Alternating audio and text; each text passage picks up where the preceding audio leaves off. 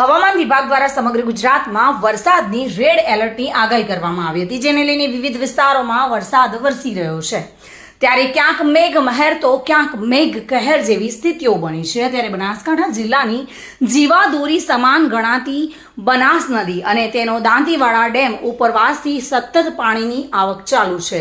હાલ ડેમની સપાટીની વાત કરીએ તો ડેમની સપાટી 571.10 ફૂટ જેટલી પહોંચી છે અને ડેમની સપાટી અને ડેમમાં પાણી 5335 ક્યુસેક જેટલી આવક થઈ છે। ત્યારે જિલ્લામાં હજુ પણ વરસાદની આગાહી છે, જેને લઈને લોકોને સાવચેત રહેવા અને ડેમની સ્થિતિનો તાગ મેળવવા જિલ્લા કલેક્ટરે દાંતીવાડા ડેમની મુલાકાત કરી હતી।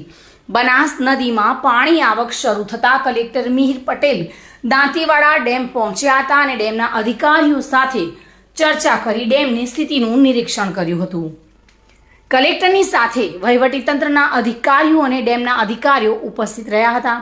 દાંતીવાડા ડેમની મુલાકાત લઈ ગામના આગેવાનો અને ગ્રામજનો સાથે એક મીટિંગ પણ યોજી હતી, જેમાં મોટી સંખ્યામાં ગામ લોકો ઉપસ્થિત રહ્યા હતા। જિલ્લા વિકાસ અધિકારી MJ દવે, SDM નેહાબેન પંચાલ, SDRF મડાણા 3 વસાવા, DDO માધવીબેન પટેલ, મામલતદાર નીરુબા રાજપૂત, TPO પ્રતિજ્ઞાબેન પટેલ, PSI દાંતીવાડા ખાતે રહ્યા હતા અને હાજર કલેક્ટરનું સન્માન તાલુકા પ્રમુખ જયંતિભાઈ આહજભાઈ દ્વારા સાલ ઓઢાડીને કરવામાં આવ્યું હતું।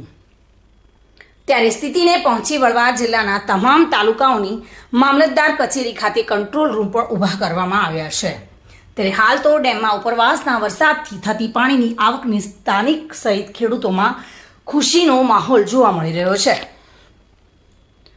બલસિંહ દરબાર સાથે bureau report, today Gujarati news.